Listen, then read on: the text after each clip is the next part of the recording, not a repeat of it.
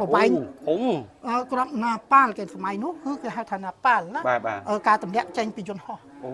បាទហើយយន្តហោះហ្នឹងបើតាមខ្ញុំដឹងតាមរៀននៅទាហានគេឲ្យឈ្មោះថាក្របណាប៉ាល់ហ្នឹងតម្លាក់ចេញពីយន្តហោះមួយដែលគេហៅថាយន្តហោះ S111 បាទដែលស្មើនឹងយន្តហោះ S16 ឡើយអូបាទធម្មតាខ្យល់មិនបក់ត្រាហ្នឹងបក់ត្រាខ្ញុំឈរហ្នឹងហើយខ្យល់បក់ហេតុផលអីបានជាកូនឈើនេះមិនព្រមហាត់ទៅនោះបាទហើយមិនមកនេះវិញឥឡូវយើងដាក់មើលឃើញគឺចេញខ្យល់ហើយបាទអូមែនតែពូនេះឲ្យដើមឈើមកចេះវិញហ្នឹងអាហ្នឹងគ្រាន់តែជាការបង្ហាញមិនមែនតើមើលយូរតិចអត់ដឹងថាខ្យល់អូមែនតែមែនណាបាទគឺមកបាទគឺមិនដែរមិនគឺដែរធម្មតាវាមិនទៅខ្យល់បក់មកពីក្រោយទេឥឡូវយើងមើលឃើញបាទនេះខ្យល់មកនេះវិញហើយអានោះមិនចឹងទេកូនឈើនោះបក់មកចេះបាទអញ្ចឹងមានរូងចេះពូនេះបាទយើងគ្រាន់តែឃើញតែប៉ុណ្្នឹងទេបងប្អូនណាតែឲ្យការរួងឲ្យចម្រៅម៉ានឲ្យប៉ុន្មានគឺយើងអត់ដឹងទេប៉ះឥឡូវនេះយើងឃើញប៉ុណ្្នឹងណាសុំអើបន្តិចមកបាទហើយđâyបានជាបុព្វបុរសរបស់យើងលោកអស្ចារ្យដល់ម្លឹងបាទហ្នឹងហើយបាទសុំមើលតិចមកអូឃើញមែនតើពូអូអញ្ចឹងបានន័យថាសំបីតាភ្នំក៏គាត់មានមានដង្ហើមដែរអញ្ចឹងមានមួយគ្រាប់ដែរបាទមានមួយគ្រាប់ហ្នឹងកន្លែងនេះកន្លែងនេះហ្មងបាទបាននៅចំកន្លែងហ្នឹងចំកន្លែងហ្នឹងហ្មងចំកន្លែងកធុនហ្នឹងហ្មងអូនេះចំកន្លែងហ្នឹងនេះតែអត់ផ្ទុះទេមួយគ្រាប់ហ្នឹងប៉ុន្តែវានៅក្រចាស់គាត់តែងដំណាលថាប៉ុន្តែរឿងដើមយើងអត់ដឹងថាស្អីទេណាប៉ុន្តែឥឡូវនេះគេហៅថាជាស្រះទន្ទឹមទាំងពីរហ្នឹងនៅតែស្រះទន្ទឹមហើយស្រះទន្ទឹមនេះមានទឹកនេះមិនមែនជាទឹកដែលកើតនៅទីនេះឲ្យឯងទេគឺជាទឹកដែលសពនិមិត្តមានន័យថាយើងដាក់ណាបាទហើយស្រះទន្ទឹមនេះមានពីរហ្នឹងគឺខាងចូលនេះខាងស្ដាំនេះនៅពេលដែលយើងធ្វើកាយវិការអញ្ចេះណាមានន័យថាយើងជំរះនៅមន្ទិលសៅហ្មងដែលប្រឡាក់ទាំងចិត្តប្រឡាក់ទាំងកាយមុនពេលយើងទៅសុំពរដែលជាព្រះបារមីរបស់ព្រះឥសូរនៅខាងក្នុងពីព្រោះបាទខ្ញុំនិយាយទីនេះគឺសំដៅទៅលើព្រះឥសូរនឹងឯងណានៅពេលដែលយើងសុំពរជ័យសេរីសួស្តីពីនោះហើយយើងចេញមកវិញយើងមិនធ្វើអាខាងនេះដដែលប៉ុន្តែកាយវិការខុសគ្នានេះយើងច្រឡុកដៃដែរក៏ប៉ុន្តែយើងយកមកជ្រងកែសាមានន័យថាយើងកំពុងតែបានពរសេរីតែជះអំពីអតិទេពមុនពេលយើងទៅផ្ទះវិញណាបាទអញ្ចឹងនេះបានន័យថាគឺជាអត្តន័យនៃគេហៅថាស្រះទន្ទឹមណាបាទស្រះទន្ទឹមដែលមួយខាងបើយើងចូលមកមួយខាងស្ដាំមួយខាងឆ្វេងប៉ុន្តែបើយើងចូលគឺយើងខាងស្ដាំមុនគឺយើងធ្វើអញ្ចឹងណែពូណាបាទយើងចឹងចឹងទៅហើយបានយើងចូលទៅសូមពរជ័យសូមអីជាមួយនឹងព្រះឥសូរនៅខាងក្នុងបាទអញ្ចឹងខ្ញុំចូលទៅហើយបាទដល់ចូលទៅហើយខ្ញុំត្រូវចេញមកវិញខាងស្ដាំដៃដដែលវិញខាងស្ដាំដៃដែរវិញអញ្ចឹងគឺខ្ញុំសូមពរជ័យពីព្រះឥសូរហើយគឺខ្ញុំត្រូវតាយកពរជ័យហ្នឹងមកឲ្យជាប់ខ្លួនប្រាណរបស់ខ្ញុំបាទប្រាសាទវិហារក្នុងណាបងប្អូនណាបាទអញ្ចឹងបានន័យថាឈ្មោះប្រាសាទនេះគេហៅថាប្រាសាទវិហារក្នុងបាទអញ្ចឹងប៉ុន្តែប្រាសាទទាំងមូលគឺប្រាសាទភ្នំជីសូរបាទហើយនៅក្នុងប្រាសាទភ្នំជីសូរនេះគឺមានប្រាសាទទូចហើយមានឈ្មោះរៀងនឹងតាមនឹងទៅណាព្រោះណាបាទនៅទីនេះតាមពិតឈ្មោះពីដើមនោះយើងអត់ដឹងថាជាឈ្មោះអីទេណាបាទក៏ប៉ុន្តែគឺជាឈ្មោះសន្មតរបស់អ្នកតំបន់នេះឲ្យឈ្មោះថាជាប្រាសាទវិហារក្នុងដោយអាចនឹងបាត់ឈ្មោះពីដើមមកក៏ថាបានដែរណាបាទហើយនៅក្នុងទីនេះមានប្រាង្គប្រាសាទទាំងអស់ហ្នឹងណាមានឈ្មោះផ្សេងពីគ្នាប៉ុន្តែដោយឡែកខ្ញុំនិយាយតែចំពោះប្រាសាទកណ្ដាលឬក៏ប្រាង្គកណ្ដាលនេះទេដែលជាទីសក្ការៈដ៏ធំនៅក្នុងការគោរពព្រហ្មញ្ញសាសនាឬក៏ហិណ្ឌូនិយមនៅនេះទីនេះដូចជាព្រះឥសូរឬក៏ព្រះវិស្ណុនឹងបាទហ្នឹងជាក់ស្ដែងចូលមកគឺធំមែនតែជាបាទនៅខាងក្រោយពូមានផ្ទាំងថ្មតសដ៏ធំហើយខាងក្រោយរបស់ខ្ញុំក៏មានផ្ទាំងថ្មតសដ៏ធំដែរអញ្ចឹងនេះបញ្ជាក់ឲ្យឃើញថាព្រះឥសូរហើយនឹងព្រះជាណាចក្រកម្ពុជារបស់យើងឈរយ៉ាងរឹងមាំដោយតសនឹងអញ្ចឹងណាព្រោះណាបាទហ្នឹងហើយ មានបើយើងនិយាយមែនតើនៅទស្សនៈនៃការនិយាយរបស់ក្មួយប្រុសនេះហាក់បីដូចជាយើងបង្ហាញនៅអ្វីដែលមានតាំងពីដើមមកបើទោះបីខ្យល់បក់បោកត្រូវព្យុះព្យួរមាបាក់ដាក់សង្កត់ពីនឹងយ៉ាងណាក៏នៅតែឈររឹងមាំដែរជាក់ស្ដែងដូចជានៅទីនេះបាទនៅក្នុងរជ្ជកាលឆ្នាំ1970នេះគឺត្រូវការទម្លាក់គ្រាប់បែកយ៉ាងដំណំអំពីយន្តហោះអញ្ចឹងក្រោយពីសង្គ្រាមឆ្នាំ70រវាងខ្មែរនិងខ្មែរនេះមកយើងបញ្ចូលដល់សម័យមួយទៀតគេហៅថាសម័យខ្មែរក្រហមសម័យខ្មែរក្រហមទីនេះក៏ជាកន្លែងមួយដែលរងខ្លាំងមែនទែនរងការបំផ្លិចបំផ្លាញពីព្រោះថាជាទីកន្លែងដែលប្រឆាំងនឹងទស្សនៈរបស់អង្គការបាទហើយចេញពីនោះចេញពីខ្មែរក្រហមចេញពីខ្មែរក្រហមយើងបណ្ដាល1979ណាទីនេះក៏មិនទាន់បានជាដំណើរការដែរអ្វីដែលនៅទីនេះគឺមិនទាន់បានស្ដារឡើងវិញទេពីព្រោះថាបោះបង់តាំងពីឆ្នាំ70រហូតដល់79នេះក៏អត់ទាន់បានចូលមកវិញតែពិតមែនតែយើងនៅទីនេះបានសុវត្ថិភាពគួរសមហើយប៉ុន្តែទីនេះគឺអត់ទាន់អនុញ្ញាតទេពីព្រោះថាតំបន់មួយចំនួនក៏មានគ្រាប់នៅមានក៏ឡើយរហូតដល់ឆ្នាំ83ទៅមានមនុស្សមកនៅតាំងនៅទីនេះវិញមានវត្តមានអារាមធម្មតាវិញក៏ប៉ុន្តែការស្ដារពីនោះមកច្រើនឆ្នាំពីព្រោះថាក្នុងនេះវ៉ាន់សុទ្ធតែការបាក់បែកទាំងអស់ពញាយកចេញរួចទេណាក្នុងបរិវេណប្រាសាទទាំងមូលគឺចូលអត់បានត្មងសុទ្ធតែធ្លាប់បាក់បែកទាំងអស់ណាហើយដើមឈើណាហើយខាងក្រៅនេះគឺយើងដើរអត់រួចទេតាមថ្នាក់ហើយជុំវិញទាំងអស់នេះគឺបាក់បែកនៅហើយដើមឈើដុះបាក់ចូលណារួចទេណាខ្ញុំនិយាយនេះគឺសំដៅទៅលើឆ្នាំ83ខ្ញុំជាសិស្សនេះខ្ញុំមកធ្វើណាបាទអញ្ចឹងលោកពូបានមកជួបផ្ទាល់ធ្វើផ្ទាល់បោសសម្អាតផ្ទាល់នៅនឹងដែរនៅក្នុងថ្ងៃពលកម្មក្នុងនាមជាសិស្សនោះនាំគ្រាទៅលោកជាមួយនឹងគណៈកម្មការណាពេលកាលហ្នឹងលោកអត់ទាន់បាននៅស្រួលបួលទេតើយើងជំរះសិនណាអញ្ចឹងសិស្សទាំងអស់ដែលនៅក្នុងអនុវិទ្យាល័យភ្នំជីសូវនេះត្រូវមកធ្វើពលកម្មនៅទីនេះរៀងរាល់ថ្ងៃពហុចុះដល់ពេលនោះមានយុទ្ធភ័ណ្ឌមិនទាន់ផ្ទុះអីនៅពេលហ្នឹងកាលពីឆ្នាំ82គឺមានមួយគ្រាប់នៅកន្លែងនេះមានមួយគ្រាប់ដែរបាទមានមួយគ្រាប់នៅកន្លែងនេះនៅកន្លែងនេះហ្មងបាននៅចំកន្លែងហ្នឹងចំកន្លែងហ្នឹងហ្មងចំកន្លែងកធុនហ្នឹងហ្មងអូនេះចំកន្លែងហ្នឹងណានេះតែអត់ផ្ទុះទេមួយគ្រាប់នោះប៉ុន្តែវានៅក្រនៅក្រោយពេលវាបាក់ថ្មបាក់អីមកវានៅលើនៅថ្មហ្នឹងហើយបាក់កក្នុងទៀតណាបាទអញ្ចឹងប៉ុន្តែអត់ផ្ទុះទេណាអត់ផ្ទុះទេអត់ផ្ទុះទេហើយមានមួយគ្រាប់ទៀតនៅខាងនេះមួយគ្រាប់ទៀតចូលក្នុងនឹងដែរមួយគ្រាប់ទៀតនៅហើយសិតតែច្បាស់មើលភ្នែកណាបាទនៅចន្លោះថែវហ្នឹងបាទចន្លោះថែវហ្នឹង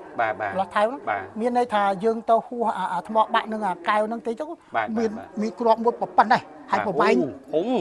គ្រាប់ណាប៉ាល់គេសម័យនោះគឺគេហៅថាណាប៉ាល់ណាការទម្លាក់ចេញពីយន្តហោះបាទហើយយន្តហោះហ្នឹងបើតាមខ្ញុំដឹងតាមរៀន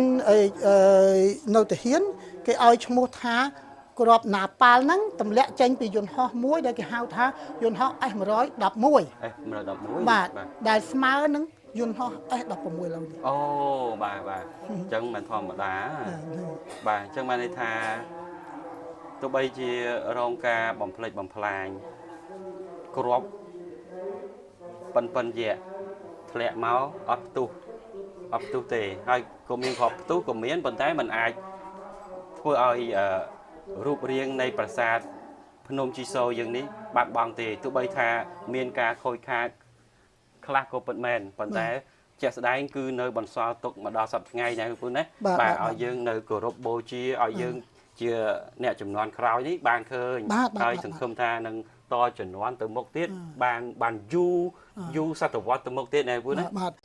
អ្វីដែលខ្ញុំចាប់អារម្មណ៍ពូពេលដែលពងឈរនៅកន្លែងនេះពេលដែលមើលទៅខាងឆ្វេងដៃនោះពូណាឃើញមានខ្លោងទ្វារមួយជាន់ទៅមួយជាន់ហើយរំលេចទៅដល់ខាងក្រៅរំលេចដោយទិដ្ឋភាពស្អាតមែនតើពូបាទប្រាសាទនេះកសាងឡើងនៅក្នុងទម្រង់ហៅថាប្រាសាទភ្នំប្រាសាទភ្នំហើយធ្វើនៅលើភ្នំមានន័យថាជាទីអាស្រ័យដ៏ខ្ពស់របស់អាទិទេពបាទត្រូវពូបាទអញ្ចឹងយើងគិតទៅគឺដូចជាវត្ថុ ជប់មួយអញ្ចឹងគឺទៅជប់មកលើភ្នំបាទដូចជាប្រាសាទព្រះវិហារយើងក៏នៅលើភ្នំបាទហើយទីនេះបាទក៏នៅលើភ្នំបាទវត្តមួយបាទប្រាសាទមួយចំនួនទេក៏នៅលើភ្នំច្រើន ភ្នំច្រើន បាទពិសេសបំផុតនៅទៅកែវយើងនេះគឺមានប្រាសាទ3ដែលនៅលើភ្នំណារហូតដល់3បាទមានឥឡូវខ្ញុំជំរាបថាប្រាសាទដែលភ្នំខ្ពស់ជាងគេគឺបាយ័ងកោ អូបាទនៅក្នុងខេត្តតាកែវដែរបាយ័ងកោបាទខ្ញុំធ្លាប់ឡើងទៅដែរបាយ័ងកោបន្ទាប់មកគឺប្រាសាទភ្នំជីសូរដែលមានទំហំធំណាប៉ុន្តែប្រាសាទមួយទៀតដែលយើងគិតថាជាស្នាមនៃនគរហ្វូណននោះគឺប្រាសាទភ្នំដានេះឯង ភ្នំដាបាទប្រាសាទភ្នំដាបាទប៉ុន្តែគ្រាន់ថាប្រាសាទភ្នំដាមានទំហំតូចជាងប្រាសាទអស់នេះទេណាបាទអញ្ចឹងមាន3សរុបមកណាតែក្នុងខេត្តតាកែវយើង ប៉ុន្តែភ្នំបាទប្រាសាទភ្នំគឺនៅ3នឹងហើយណាប៉ុន្តែក៏មានប្រាសាទមួយទៀតដែរនៅខាងភ្នំតាម៉ៅគេហៅថាប្រាសាទភ្នំថ្មដោះបាទអញ្ចឹងកន្លែងនេះយើងចូលមកយើងឃើញមានការរៀបចំកន្លែងផ្ទុំកន្លែងអីប៉ុន្តែមិនមែនយើងកុំសុំខាងឆ្វេងខាងនេះក៏មានដែរខាងឆ្វេងខាងស្ដាំក៏មានដែរបាទអញ្ចឹងមិនមែនថាលោកគង់នៅទីនេះទេតែឯងលោកពូតែឯងបាទជំរាបប្រសានេះគ្រាន់តែជាការឧបកិច្ចឧបមាទេណាការធ្វើនេះគឺជាសំណាក់ដែលដូនតាខ្លាចដាក់ថ្វាយមកតាំងតែពីមុនមកមានន័យថាតចំនួនអញ្ចឹងណាដូចនៅក្នុងឆ្នាំ1970មកទល់នឹងឆ្នាំ80 90នេះគឺនៅក្នុងឆ្នាំ70មកទល់នឹងឆ្នាំ80នេះគឺត្រូវអត់មានដោយសារអីបាក់ផងវាឲ្យវាត្រូវករាស៊ីតែក្រោយមកពេលវត្តមានឲ្យមានអ្នកថែរក្សានោះទៀតគឺមានក្រែមួយទៀតណាក្រែទាំងពីរហ្នឹងខាងដោយគិតថាគឺជាដង្វាយសម្រាប់កន្លែងផ្ទុំរបស់ព្រះបិតាព្រះមេត្តាបាទណាហើយនេះគឺជាតដំណរណាបាទពីអស់ពីមួយទៅមួយតាមនិស័យរបស់គេប៉ុន្តែគ្រាន់តែជំរាបថាទីនេះក្រែនេះតំណាងគ្រាន់តែជាការតំណាងឲ្យมันអាចមានមនុស្សទូទៅណាមកមិនហេបើសិនជាគាត់ទេអត់ទេណាបើសិនជាគាត់មកបោះមកអី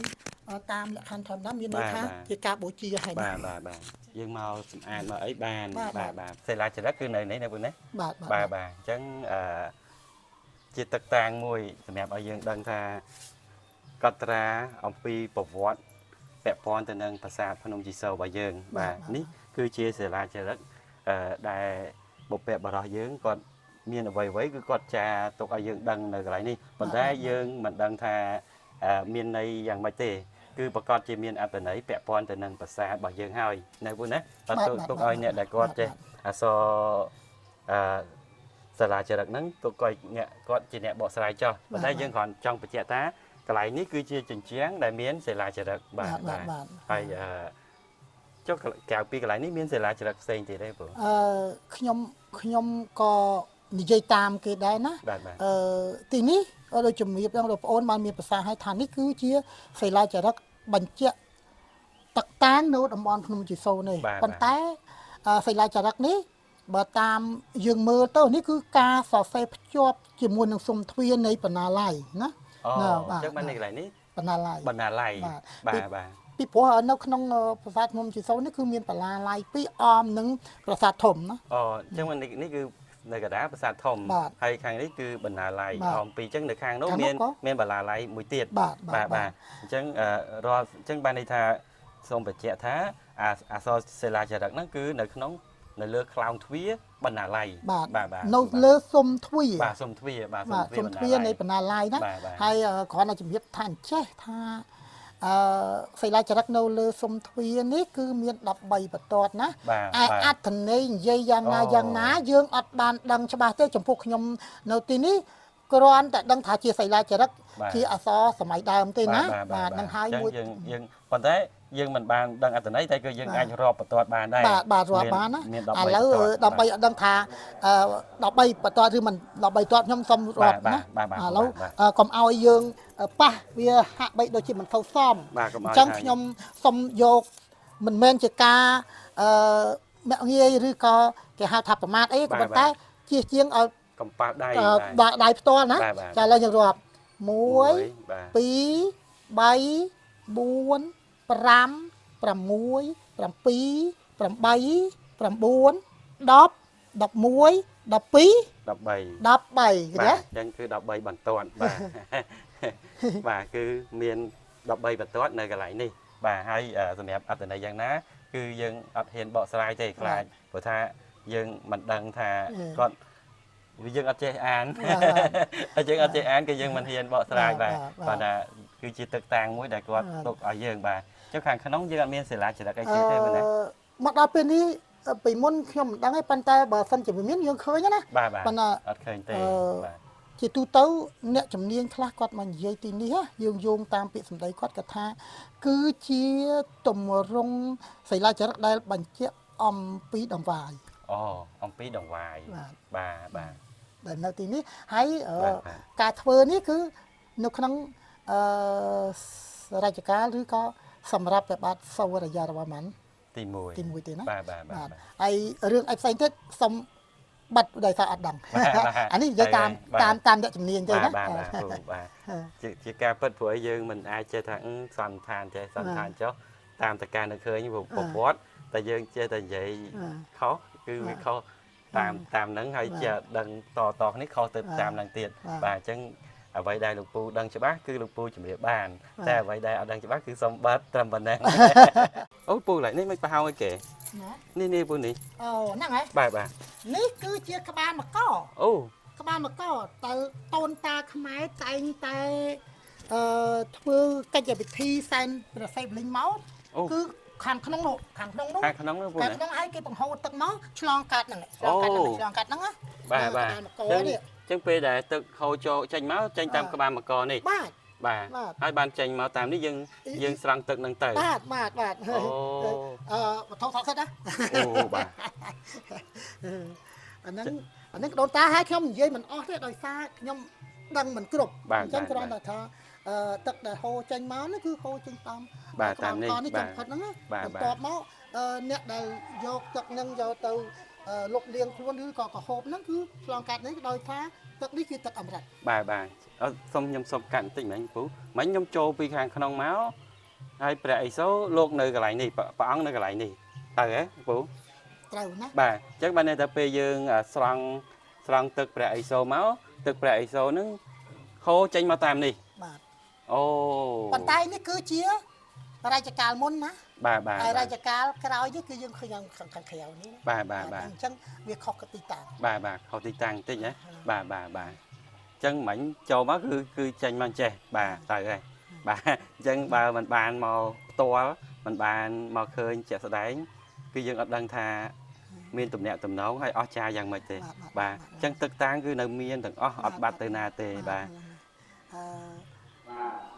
ទឹកតាំងទាំងអស់នេះគឺ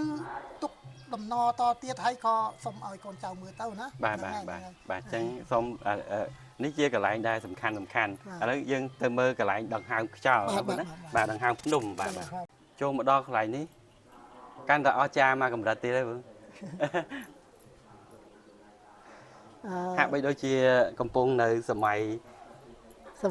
ជាង1000ឆ្នាំមុនបាទ1000ឆ្នាំមុន1000ឆ្នាំមុនណាប៉ុន្តែភ្ជាប់ជាមួយនឹងប្អូនក៏សុំកាត់សម្ដីតិចថាមុននឹងខ្ញុំនិយាយអំរៀបរាប់អំពីទីនេះខ្ញុំសូមជម្រាបថាអ្វីដែលខ្ញុំបង្ហាញអស់លោកស្រីខាងក្នុងអំបញ្ញមិញគឺជា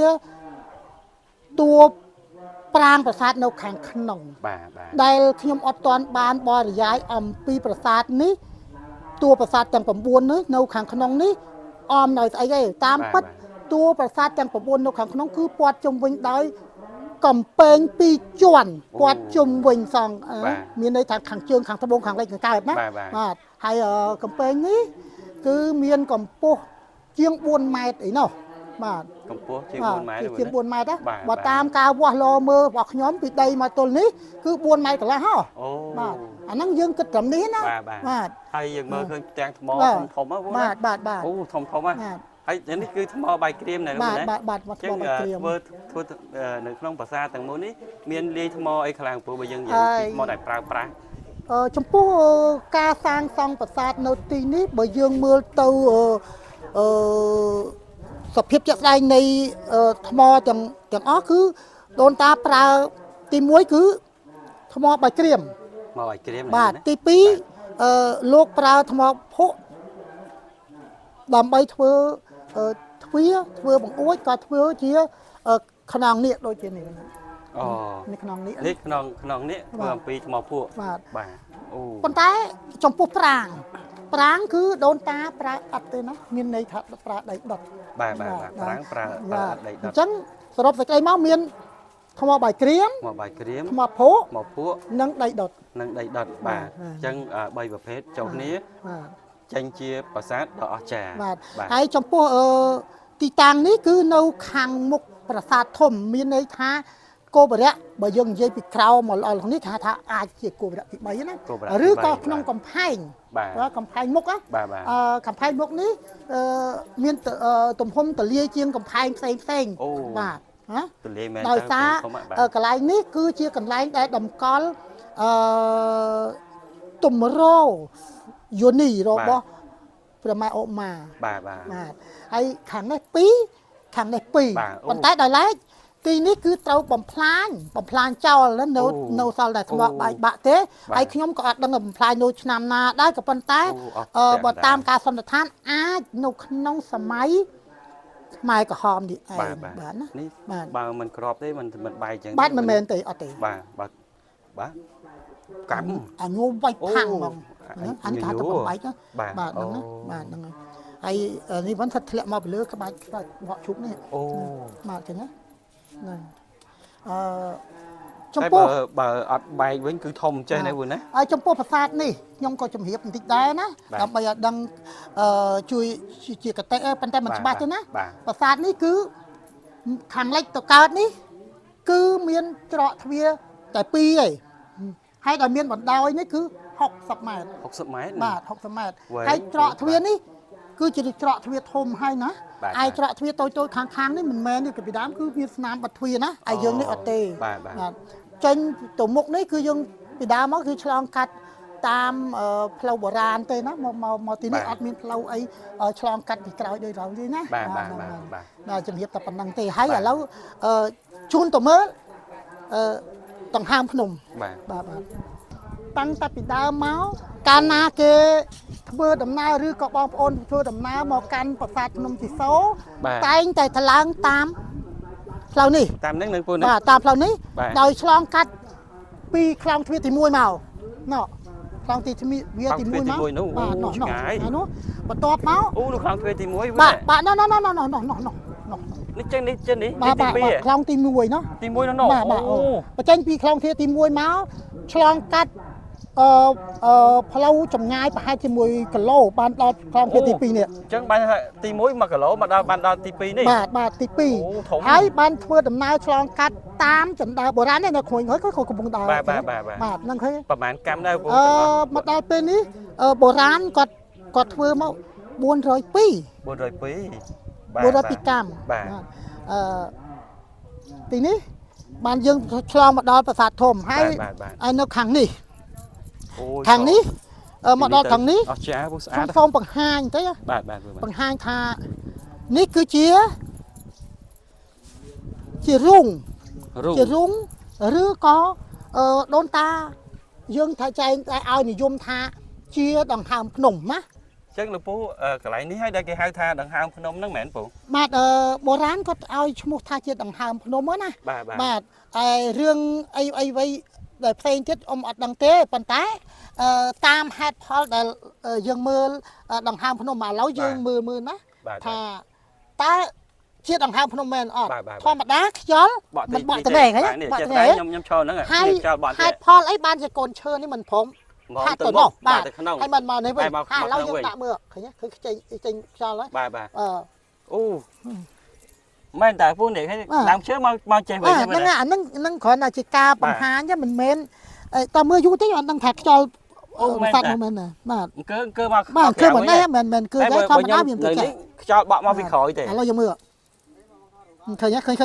បាទនេះខ្យល់មកនេះវិញហើយអានោះមិនចឹងទេកូនឈើនោះបក់មិនចេះបាទអញ្ចឹង ចឹងមានរូងចែពូនេះ បាទយើងគ្រាន់តែឃើញតែប៉ុណ្ណឹងទេបងប្អូនណាតែឯការរួងឯចម្រៅម៉ានឯប៉ុន្មានគឺយើងអត់ដឹងទេប៉ាឥឡូវនេះយើងឃើញប៉ុណ្ណឹងណា សុំអើបន្តិចមក បាទ ហេតុអីបានជាបុព្វបុរសរបស់យើងលោកអស្ចារ្យដល់ម្លឹង បា ពូ ទ ណា ហ្នឹងហើយ បាទសុំមើលតិចមកអូឃើញមែនតើពូអូចឹងបានន័យថាសំបីតែភ្នំក៏គាត់មានដង្ហើមរបស់គាត់ដែរចឹងបានន័យថាមានជីវិតណាពូ បាទ បាទមានជីវិតអូនោះខ្យល់ចេញមកមែនគឺមកក្រៅណាចឹងជាក់ស្ដែងគឺយើងមិនមែនចេះតែនិយាយទេណាគឺផុសតាំងមានជាក់ស្ដែងឲ្យយើងឃើញហើយបាទ នៅពេលដែលយើងនិយាយថាដល់នេះអ្នកខ្លះអាចនិយាយថានៅពេលដែលខ្យល់បុកពីនេះទៅវាផ្លាតមកវិញណាអាហ្នឹងគឺជារឿងមួយយ៉ាងដែរយើងអត់ប្រកែកប៉ុណ្ណាទេប៉ុន្តែគ្រាន់ថាគឺជាដង្ហើមភ្នំ បាទត្រូវហើយព្រោះអីដូចចំោះយើងអញ្ចឹងមានដកចេញដកចូលអញ្ចឹងបាទត្រូវហើយបាទព្រោះយើងទៅមានដង្ហើមចូលទៅវាមានចេញមកវិញហើយបាទអរគុណពូអញ្ចឹងបានមកឃើញដង្ហើមភ្នំហើយធ្លាប់តែគេល្បីថាដង្ហើមភ្នំមិនហ្នឹងអត់តាន់បានមកឃើញផ្ទាល់ឥឡូវឃើញហើយបាទដង្ហើមភ្នំ ហើយចំពោះ